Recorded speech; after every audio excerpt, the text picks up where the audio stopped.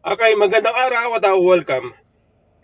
Share ko lang itong mga congressman na pumirma pabor sa impeachment laban kay BP Sara. Okay? Ito po ito po ang mga congressman galing Cebu at Mindanao. Cebu, from Cebu, uh, Idoro Warama, 2nd District of Cebu City. Rama, ano ba to? Anak ni Mayor Rama? Ido Rowarama, 2nd District of Cebu. Attorney Peter Jan D. Calderon, 7th District of Cebu. Congresswoman Janice Z. Salimbangon, 1st District of Cebu. Ria Golias, 1st District of Cebu. Daphne Arias Lagun, 6th District of Cebu. Atong amigo Edsel Galios, 2nd District of Cebu. Congresswoman Emerili Lollipop Guano Dizon, Mandawi City. Mandawi City. Ang haba ng pangalan nito. Joke Francisco, 1st District of Cebu. Congresswoman Maria Cynthia Cindy King Chan, Lapu-Lapu City, Cebu. Yan po mga galing Cebu na mga congresswoman at congressman na bumoto pabor sa impeachment laban kay BP Sara. Ito naman ang mga congressman na galing ng Mindanao. Okay.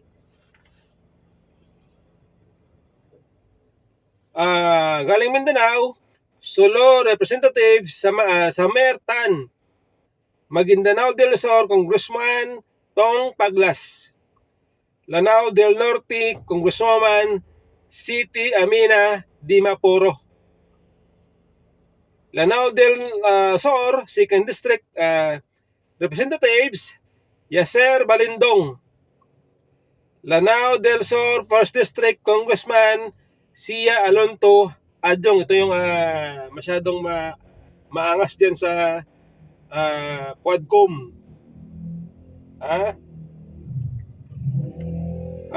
Maguindanao del Norte at Cotabato City Congresswoman by Dimple Machora. So yan po, 6 na congresswoman ang pumirma laban o pabor sa impeachment na galing Mindanao.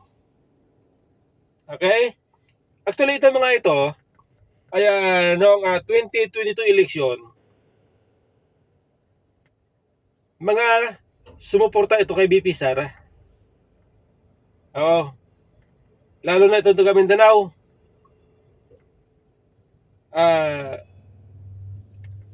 Mga inendorso sila ni BP Sara. Okay? Kaya hindi natin akalain na taga Mindanao ay ipagkalulo si BP Sara. Maging ang taga Cebu. Hindi rin natin inaasahan na mga congressman galing Cebu ay ipagkalulo din si BP Sara. Taga Visayas ito kasi ang Visayas, alam natin, baluarte ni BP Sara yan. Pero this time, kumampi sila kay Romualdez sa Makabayan Black at sa Akbayan. Okay? Kumampi sila at maging doon sa mga pari na unang mag-file ng impeachment complaint laban kay BP Sara. Nagkaisa sila.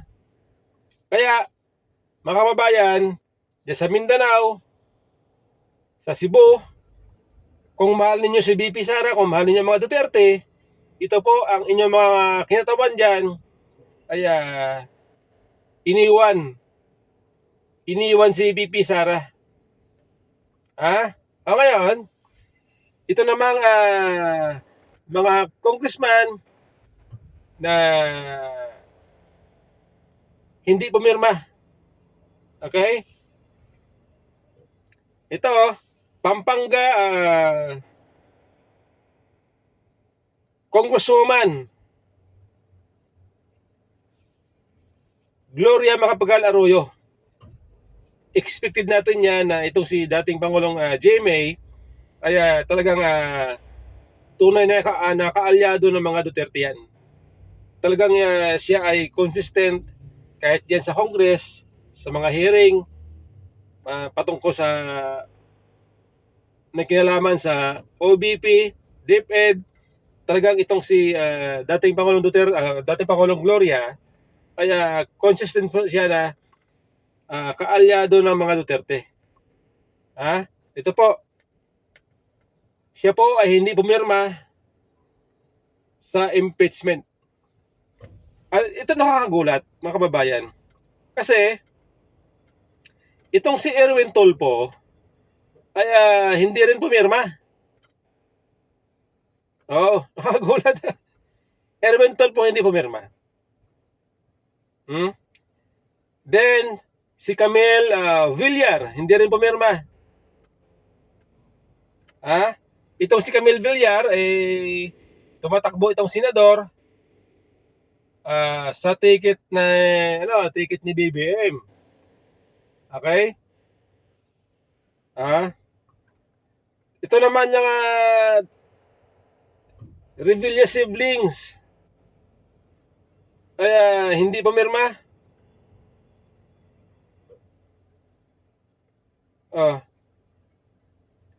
Itong si yung anak ni Bong Revilla, si pangalan ba dito? Yung dalawang anak niya na lalaki. Mga ano pala to? Mga congressman pala to. Talaga ba? Ito ba, mga ito ay congressman? Kasama sila ni Revilla? Lani Mercado? Kasi nakalagay dito. Mga hindi pumirma. Okay? Itong si Brother Eli Villanueva, hindi rin pumirma. Okay? Itong si Congressman One Rider Party List Congressman Busita, hindi rin pumirma. Okay? So yan mga kababayan, tandaan natin babawi tayo ngayong eleksyon. Itong mga congressman na pumirma pabor sa impeachment, babawi tayo laban sa kanila. Okay?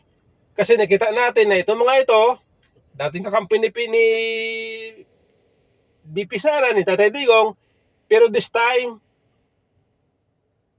nilaglag nila. Okay? Nilaglag nila. Kaya nagtataka tayo kung bakit. Di ba? So, itong mga ito, hindi tunay na kaalyado. Sa oras ng kagipitan, nakita natin kung saan ang panig nila. Kung saan ang interest nila. Ang interest nila ay para lang sa kanila. Okay?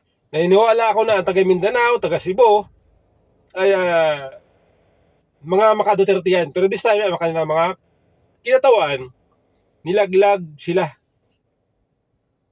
Okay? Nilaglag sila.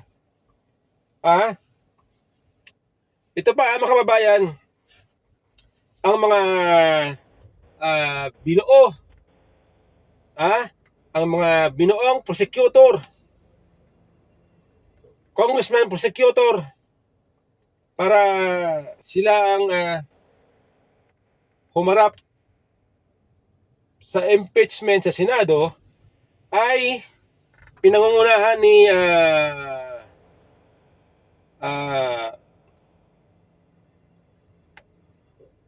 Representatives Jerbel Luistro. Okay? Ulitin ko, ang mga congressman o House panel to lead case against BP Sara Duterte ay pinangungunahan ni Jerbel Luistro. Pangalawa, Romeo Acop. Pangatlo, Representatives Ramon Gutierrez. Ito yung kinatawa ng One Rider Party List. Kaya mga kababayan, wag po ninyong iboto sa susunod. Ang One Rider Party List, wag na po ninyo iboto yan, mga kababayan. Okay? Isa sa pumirma. One Rider Party List. Wag na po natin iboto. O pang-apat, Representatives Joel Choa. Panglima, Representatives Bonggalon. Pang-anim, Lorito at Cheron. Pang-pito, Marcelino Libanan. Pang-walo, Representatives Aman Panaligan. Pang-siyam, Representatives Isabel Zamora.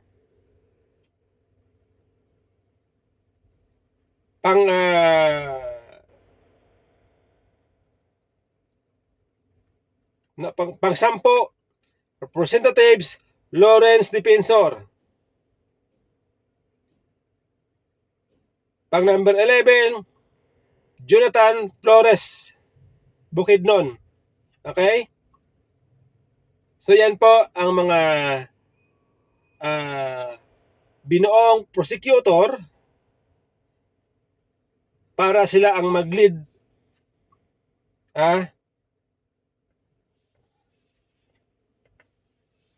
Mga abogado ito mga ito eh. Okay? So yan po mga kababayan. Bawi tayo ngayong eleksyon. Tandaan natin itong mga mukha. Itong naglaglag kay BP Sara. Okay?